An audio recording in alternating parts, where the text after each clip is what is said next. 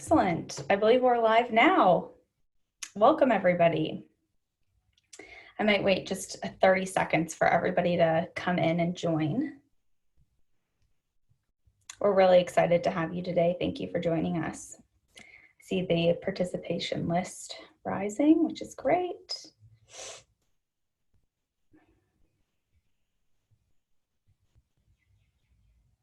Just wait 30 more seconds while people are entering. Welcome, everybody. Thank you for joining us.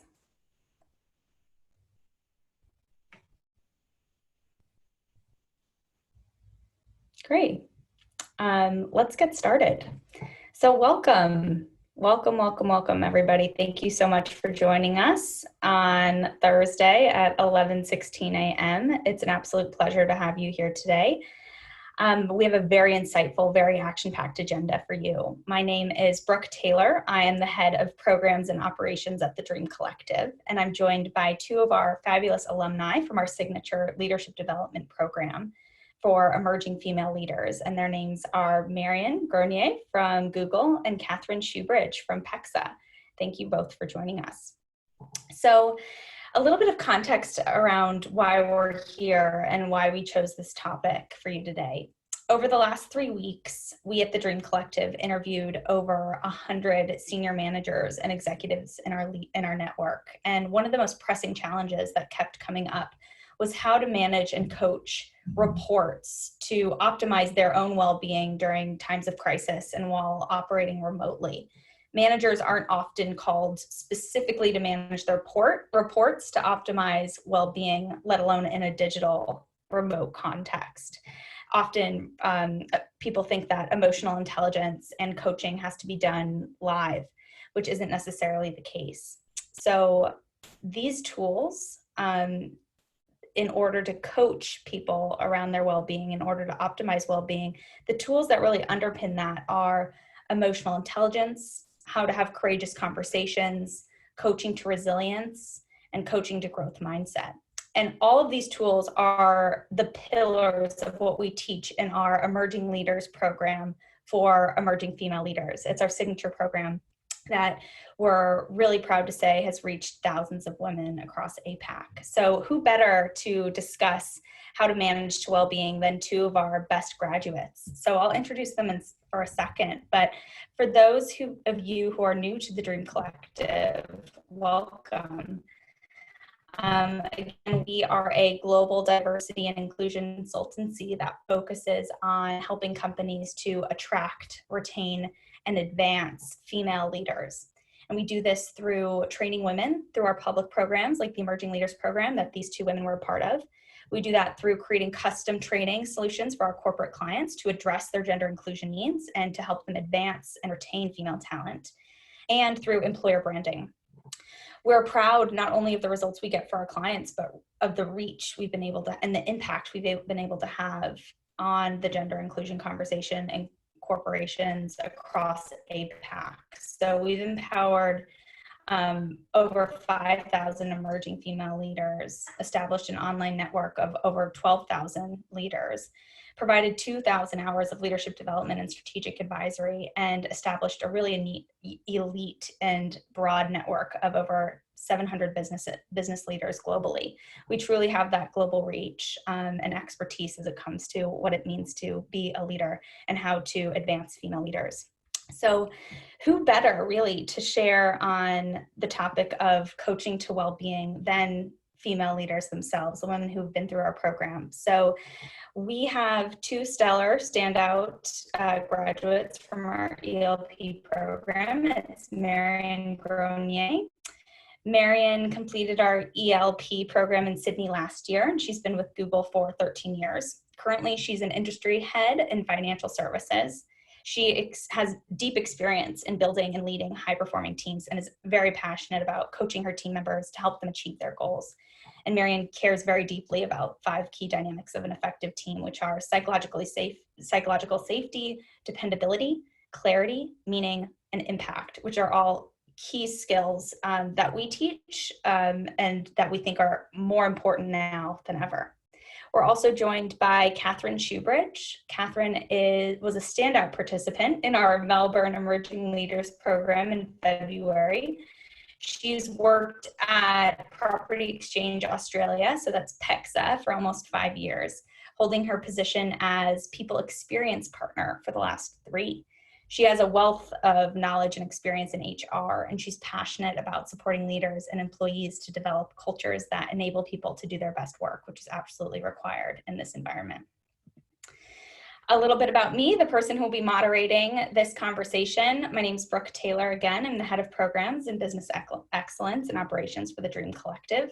I'm also a former Googler. I was at Google for 6 years in New York before moving to Australia and going, kind of putting all my cards on the table around empowering emerging female leaders through career coaching, business coaching, and through leadership development programs at the Dream Collective.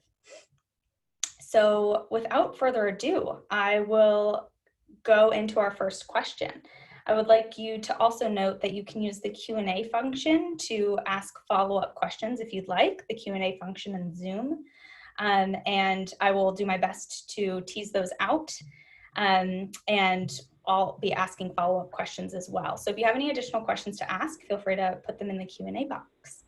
But we have 4 questions to address in the next 45 minutes, so we'll get into it. So this first one, I'd like Marian to start on, and then Catherine, you can jump in. Prioritizing your own well-being and energy at this time. Great. Can you hear me okay? Yeah, loud and clear. Right.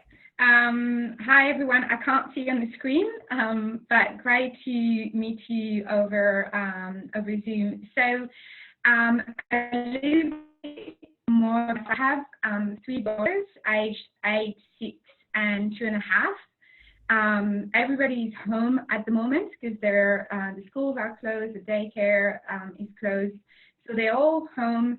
I've also taken this new position since last week, and my husband's also working full-time from home. So it is very full on at the moment, and it's never been more important to manage my well-being and my energy than right now. Now, a little bit about when I started my career, I actually started in a creative agency in Paris, and in my first year in the agency, I saw so many people in burnout that that actually had a profound impact on me, because I saw where I never wanted to get to. And I swore to myself that, I'd do everything I could to never be in this position of burning out, and that if one day I became a manager and a leader, it would be a failure of me as a leader or a manager to have someone doing a burnout in my team. So that's really, really important for me since the early stages of my career.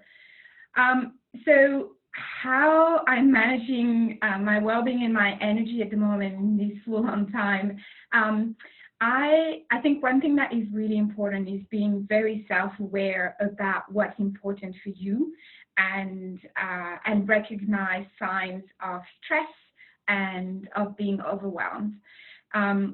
So because well-being has always been really important for me, I'm quite clear on my priorities and quite clear on what's very important to me. So the things that are important to me are, number 1, sleep, and that's, I would say I would put that first. I would prioritize sleep over anything else, even if my work isn't finished, because it's never finished. Like, you can always, you can work 24 hours, but you cannot work if you're tired. So sleep is the number 1 thing. Then exercise and different forms of relaxation. Now, I believe in routines and structure, and it's often, it's hard with kids because they don't care about routines and structures, but it's also important for them. So I try to have a routine and a structure, the same routine that I have when I work from the office. I get up at the same time, I exercise in the morning, and things change around that because now I exercise with the girls, and so we adapt around that. But I also communicate that with my family. I tell them about the routine and the structure, and it keeps me a little sane, and also it gives them a guide and they understand, you know, what's going on.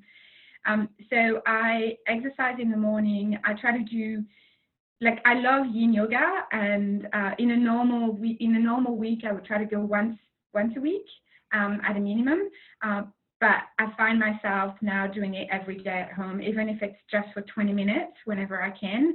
I just need it even more, because it's very, you know, in a normal week you would have, you know, you'd have ups and downs. So you'd have like days that are up, days that are down, but I find in this environment it's on an hourly basis where you have ups and downs, and it's important to recognize those signs. Thank you. Yeah, absolutely. What you just touched on at the end is around being self-aware around your own energy, Yes. and how to self-regulate that. One thing that I do if I find my energy levels going down throughout the day, usually after lunch, is I just put my headphones on and go for a walking meeting instead of sitting at my desk. So, you know, go around the block and explain, just signal it to the person who I'm speaking to that I need to go for a walk. And it's actually really good. Like, just you're even more into it because you're just, you know, listening even more carefully. So I kind of like those walking meetings, and I have a minimum one a day. Excellent. Thank you. And Catherine, how have you been prioritizing your own well-being, and specifically, why is that so important to your performance and your role as a leader and a manager? Yeah, absolutely. Can you hear me okay? Yes. Yes. Okay, excellent.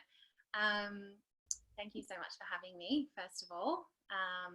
So this is the 5th week that we've been working from home. And PEXA started working from home probably a couple of weeks before it was really required. But I've been quite used to working from home throughout the time that I've been working there. And I just echo what Marion said about routine.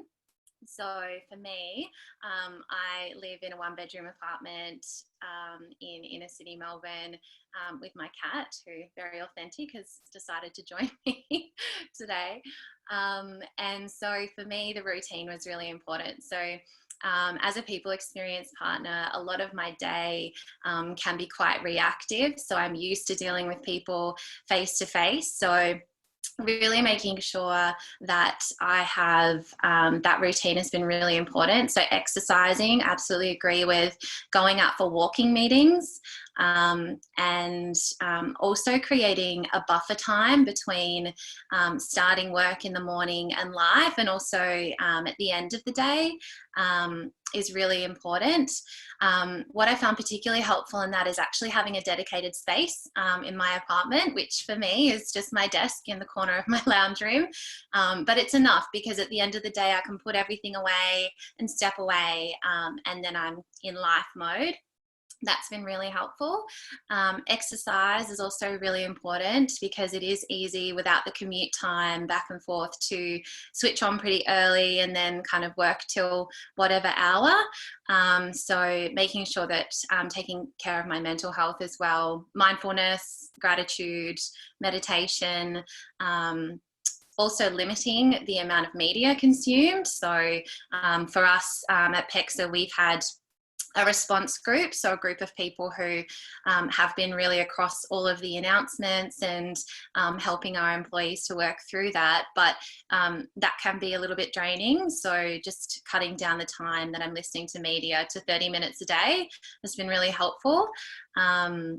Yeah, I think they're probably the key things around managing energy. And for me, it's kind of, apart from that, just doing all of the other things I would normally do, like eating well, sleeping as at regular as you can times, and not being too hard on yourself when things do change, and challenges do come up as well. So that's probably been, how I've been managing it. Just being very deliberate about it, I think, is really important, because it's not something that is natural to any of us, I don't think, yet. Sounds like you're setting a really good precedent and example for your team. So let's talk a little bit more practically about how you've been managing the well-being of your team, especially in this remote context. So Catherine, I might start with you. What specific ways have you been managing your team's well-being and coaching them around that? Yeah, absolutely. So being a PX partner puts me in the kind of unique position that we're always thinking about the PEXA, the entire PEXA team as our team, as well, of course, as our closer PX team. So as a business, and I'd say it was the same for the team, it was really about initially establishing communication channels that provided structure to people in a very ambiguous time. So setting up Slack channels dedicated to providing company updates. And then at a team level, figuring out what worked for the team. So everyone had very unique circumstances and continues to have unique circumstances this week with the introduction of schooling from home and all of those additional challenges. So really recognizing that and doing, whether it's converting your stand-ups to virtual check-ins online or whatever it might be. Certainly initially in the first weeks, we found that more communication was better than less. And we've been able to kind of pull that back over time as we've got more into a rhythm for remote working. Something else that's been really helpful for our internal team and team members has been really catering those communications. So providing support to people leaders about how to look after their teams and their team members. And our employee assistance program, Assure, has been really wonderful in that way. So we've done some webinars with them and really been promoting to look after your mental health and well-being. The other things that have been really helpful has been keeping connected. So things like, we're a very open plan office in our environment, so having that kind of same culture online as well. So translating that into the way that we interact in Slack channels. And for our team, it's, we've got photo of the day. And yesterday it was actually set by my colleague Megan, her son Ari, who's 3 at home, and he wanted to see a photo of a duck. So we all had to get really creative about how we could do that. But I think that that's really been the most important thing, and continuing to just recognize everyone's individual circumstances and adapt as we need to. The only last thing I'd say that's been really helpful is our CEO has had a really open communication channel with the business, and anyone can ask him questions anonymously at any time. And he answers them in a weekly video, which I think has provided people with a lot of comfort about what's happening, and that it is business as usual, even though it's definitely not, normal times. Sounds like your company's really emphasized transparency, communication, processes, support, and even institutionalized a lot of these things. Yeah, definitely. Yeah. Excellent. Marion and friend, would you like to share about? Of course, decided to walk in. It's real life. It's totally fun. Yeah, well, I mean, it's hard to add anything, because that was a really comprehensive, answer from Catherine. I absolutely echo all those points. I think what's really important. Let me just close the door. Sorry. So I think what's really important at the moment is to have that psychological safety. Oh, and our fire alarm has just gone off. Have that psychological safety with your team is really, really important. And hopefully it is something, it's not something that you create overnight. So it's something that you have been building towards for a longer time, because it takes time to create that. But I think now more than ever is really important, because well-being is so personal. It takes a lot of pressure for your team members to open up to you about what that means to them, and how you can help them. It's very, very personal. And to give you an example, we have so every quarter we have to build our OKRs, so our personal objective key results. And then there is a structure that we're being given by the business. This quarter is a little bit different. One of the OKRs that we have added in is a well-being OKR. So making sure that everyone has a well-being OKR. Now it's up to them if they want to share it or not, and that's it's absolutely fine. It's a conversation that you have with your manager. I think the role of the manager is to help them stay accountable for that OKR and to put in place the things and the elements so that they can commit to this OKR and they can deliver on it. So even if they don't feel comfortable sharing it, it's absolutely fine. But at least you know what you can do to help them and support them with this OKR. The other thing I would add is you understanding everybody's personal circumstances is really, really important at the moment. And again, it takes a lot of listening and a lot of questioning and a lot of also understanding and empathy in terms of where to also stop. So yeah, we also do. So, and then all the points that Catherine talked about in terms of daily check-ins. You don't have those chance meetings in the office, so you need to create more opportunities to be able to check in and not just talk about work. And it's important to create that more regularly. We also have our MD, who throughout the day would just randomly contact people to just check in on them and see how they're doing. That's nice. What is some very specific language that you've used, Marion, to create an environment where a report who might not be accustomed to opening up or perhaps is new to the team that you can use to help, perhaps get them to open up or share a little bit more? Yeah. I'd ask questions around, how are you feeling at the moment? What are, how does working from home make you feel? Is there, what can I do to support you at the moment?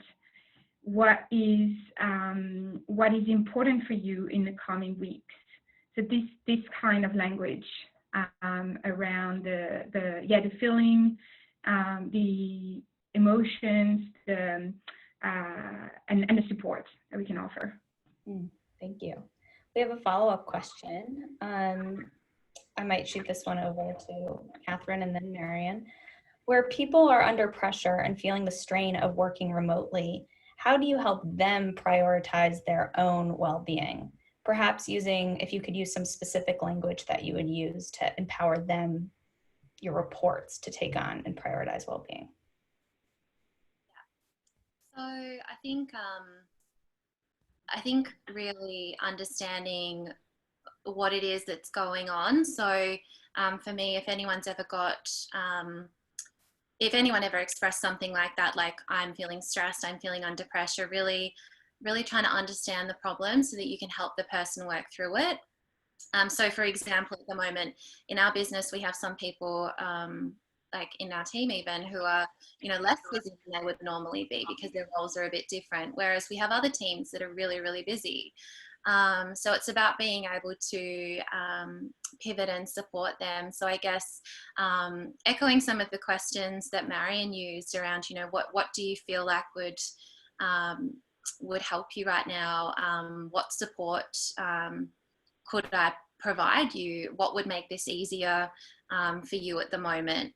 If there was one thing that would help, what would it be? Just really trying to understand what the problem is and then work through it from there. Yeah. I would. I think I'll try to break it down. Is it related to expectations at work? Is it related to what's going on in your personal life, and or is it everything together that's been overwhelming. What are you doing right? What are you doing right now? What does your day look like? When do you feel overwhelmed? How do you feel when you get those feelings coming up?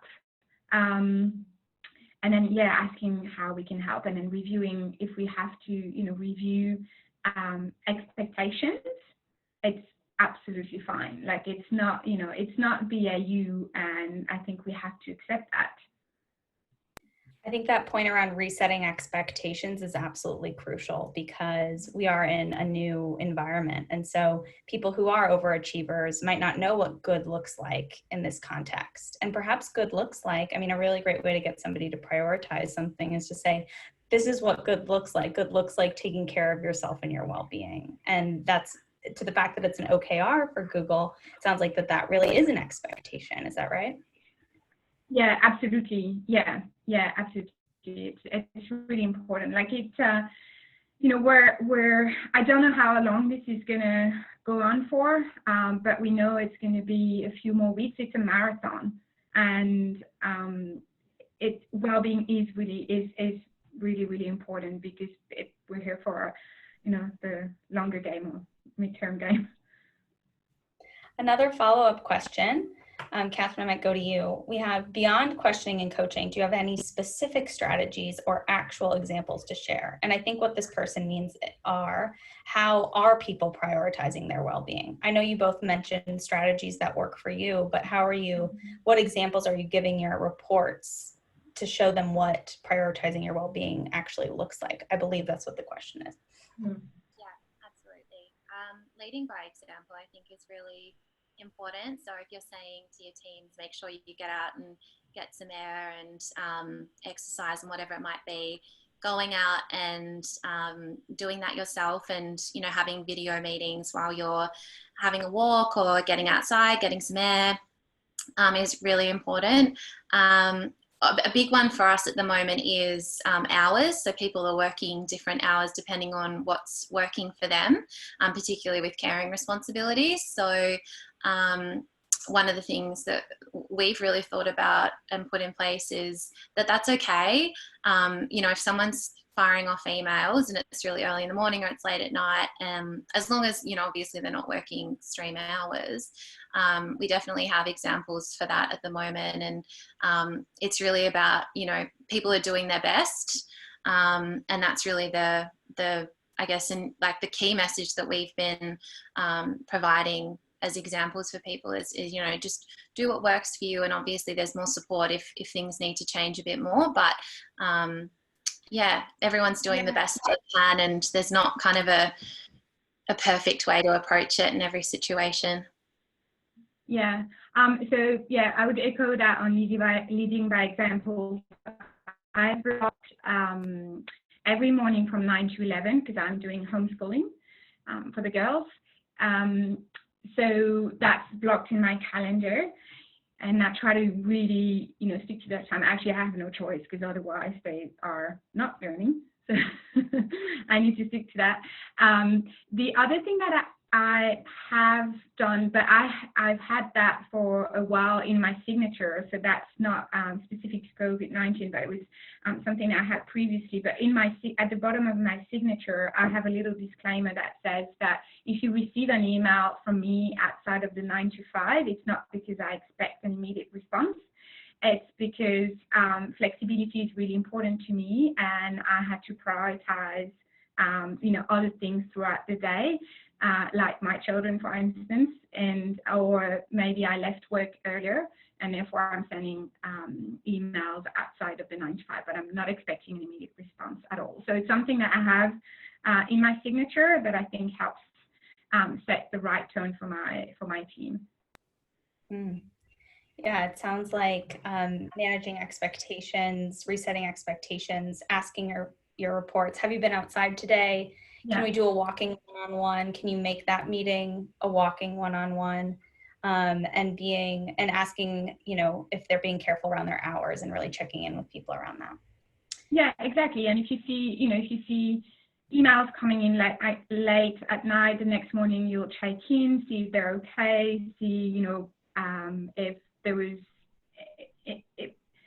you have to be mindful as well in not sort of invading their privacy too much, because there's also, you know, that so much that they're willing to share with you. But I think, yeah, just asking, being curious and asking questions is really, really important. Caring, I think, is the key. Yeah, absolutely. So what specific leadership qualities have proven most crucial at this time for you? Let's start with Catherine. Sure. Empathy is probably the biggest one, especially for myself. I don't have children, you know, and there's so many changes that I'm not experiencing. I'm very lucky that I don't have any family that are affected by this, but a lot of people do, and friends. So just empathy, really trying to put myself in other people's shoes and think from their perspective about what's going on. And if there is something I don't understand, checking it with people who do, like, for example, you know, communications that we're sending out to parents, like making sure that it is really resonating with people, you know, that we are really capturing all of the people or the perspectives that we need to when we're sending things out is really important. Otherwise, I would say strategic thinking. So it is a marathon, absolutely, and we don't know how long that it's going to go for. At this stage, for us at PEXA, we're going to be working like this until at least the end of April. So we have a bit of a kind of roadmap for how long we're going to be home at this stage, but that may change. So being adaptable with that, as well as, you know, thinking through how long this could last, and, you know, being mindful of things like well-being and that as well, given that it is a marathon, and, you know, setting up things for yourself that are sustainable. Yes, the other quality that I add to that is courage as a leader. And so, and I think that's where it's true for people who, you know, leader who manage team, but also for, you know, anyone that's a, you know, because anyone can be a leader. You don't have to manage people to be a leader. But I think, you know, it takes courage to share your, and I spoke about that before, but to share your personal circumstances, to share what's going on with you. As a leader, you need to lead by example. You need to be comfortable being authentic, because we've all invited everyone into our homes, and sometimes it's not super comfortable. But I think, yeah, that's this courage to listen, to understand what people are telling you, to show empathy, courage to you know, some questions aren't easy to ask, and some answers aren't easy to hear, but it's really, really important at this point in time. Couldn't agree more. And you both touched on elements of emotional intelligence, which we did a deep dive into in our program where you got your report. And you touched on courageous conversations specifically too. So I love that. The other one I'd say is, it's even more important to have, you know, good communication skills at the moment. You know, Zoom calls aren't easy. They're not easy for people to jump in. It's not as natural. You need to dial up this communication even more. You need to be even more engaging over a Zoom call. You need to find other ways of communicating regularly without sending, you know, like you naturally, we all have a lot more emails coming in. That's because we don't have those more natural communication channels that we have in the office. So I think as long as you signal all of these things, it's fine. But it's also an opportunity for leaders to dial up their communication skills and how they engage with their teams. What's one example or tool you've used specifically to improve your communication during this time?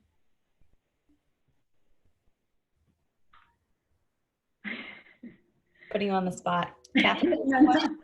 I think test and learn. Like, yeah, we have a bunch of different tools that we use internally: Teams, Slack, email, heaps. And it's kind of just testing what works as well, what gets the most engagement. Our CEO video started out as an email, which was not that engaging when you're virtual. So yeah, just making decisions, learning, trying something else, seeing what resonates. I think, yeah. What we're doing in our daily huddles in the morning is we're doing a quick thumbs up, thumbs down, thumbs in the middle to check how everyone's doing. And, you know, and again, like there are days where, you know, even though I was the one asking how's everyone feeling, I was not feeling good myself, and I shared that with the teams. And other days where, you know, some people I could see had their thumbs, you know, a bit in the middle, I just reached out to them afterwards and was like, do you want to have a virtual lunch? Let's, you know, let's catch up. Let's, you know, I'm here for you, even if they're not in my direct teams, but extended team as well. So things like that. And then lots of, we also do, actually today we have a 5 p.m. cocktail hour with the team, so virtual cocktails, virtual lunches. We do dress up in some of our Zoom calls, which is always really fun. Yeah, things like that. Those are great ones. Thank you. Yeah, we have a few games as well, like show and tell, and things like that, which have been really helpful. I guess the only other thing I would add as well is, you know, it can be really tempting when things are really ambiguous to do a lot more. And I think that I would say that there are definitely things that can help and structure that you can put in place, but it's also okay to take it as a time to pause too. And particularly like as a leader where you're doing a lot more to care for your teams, your self-care is really important as well. So, you know, don't always feel like you have to do kind of more and implement more things, and think about the impact that has on your teams as well. So, yeah. Around resetting expectations, let's head into our last question. So perhaps 1 minute answers from both of you, and we'll take some follow-up questions if anybody wants to type any into the Q&A chat. How are you navigating conversations around performance with your team during this time when productivity might not be as high? I'm happy to start with that one. So on in a normal environment, we have quarterly OKRs at Google. So we're doing the same thing here. We have OKRs, but we have really honest and transparent conversations about, you know, sort of scoping those OKRs in this quarter. What does that look like for you, given your personal circumstances and given what you are able to do? What does performance look like? I think we're lucky that we got guidance from, you know, our headquarters on that, so everybody's on the same page. We just have to accept that it's not BAU. It's not a normal circumstances, and we can't accept. Some people will be able to have the same level of productivity and output, but for others it will be really, really difficult. And that's where we have teams as well, and we can redeploy, you know, resources, and we can make sure that we help our team members. Yeah, definitely. I think, yeah, being clear on expectations, because they may have and likely have changed. And I know that there are a number of things within our team as well. Our PX team also involves events. So there are a number of things we had to pivot to be able to still reach our members. So having open conversations about that, I think, is really important. Also using virtual tools to stay across work. So we have a weekly stand up with our team, and now we use a Trello board to keep everyone up to date, as opposed to our physical wall. which has been really helpful. And the other thing I would say is being available for people to kind of just drop in. It's not specific kind of to performance, but if you have some time per day where you are dedicated and available to answer people's questions, I think that can be really helpful as well if anyone has any individual concerns about their workload or whatever that might be. Excellent, thank you. One follow-up question and then we'll wrap. What's the one thing that your company has implemented during this time that made the biggest difference or impact for your team? Give you a moment to think, and whoever's ready can jump in.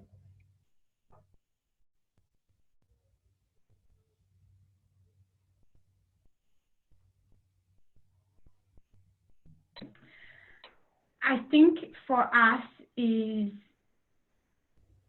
how quickly our leadership team has pivoted and has provided guidance in terms of what the pivot will be.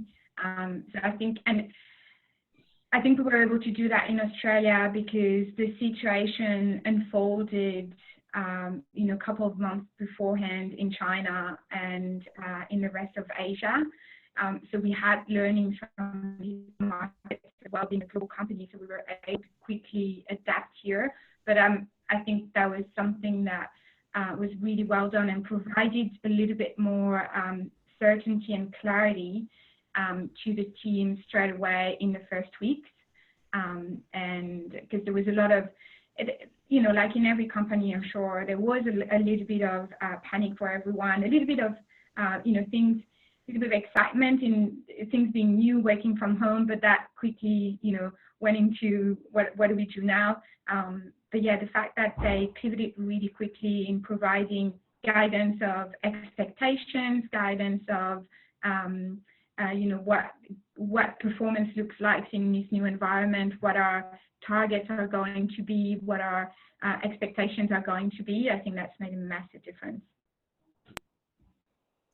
I would say the most impactful thing has been the communication.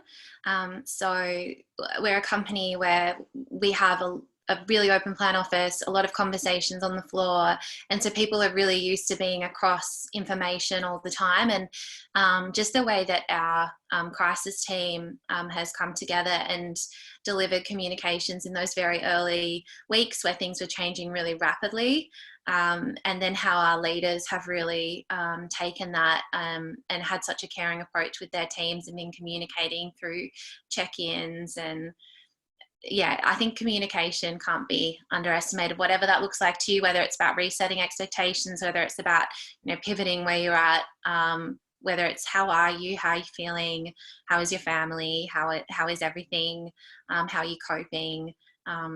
Yeah, I think the communication that that the business has promoted has been really, really powerful to make people feel comfortable as they can, as comfortable as they can in a really uncertain time. Excellent. Thank you both. So we're heading into the final 2 minutes of our 45 minutes together, and I thought I would just recap a couple of the themes that I've heard. Really around creating your own schedule to prioritize well-being for yourself, encouraging your team to create their own schedule to prioritize well-being. Coaching effectively seems to be done through asking enough questions and asking them for not only what they need, but providing ideas and solutions, because a lot of people might not know what they need during this time. It sounds like resetting expectations is a really clear way for people to have anxiety mitigated so that they know what's expected of them. It sounds like both of your companies did a really great job from a corporate communications and internal communication standpoint to do that, but also the way that you do that in your one-on-ones is really, really clear. It also sounds like empathy. So actually checking comms with parents and designing empathy into your processes is really key, as well as adaptability and flexibility. And most importantly, courage, the courage to have these difficult conversations. So we will recap all of the rich insights and tools and skills that you both shared with us today. So thank you so much. Kind of a quick call to action. When we end this, all of the participants will receive a feedback survey. That feedback survey isn't just about what was done today, but it's a call for any additional questions or topics that you'd like to hear from us around.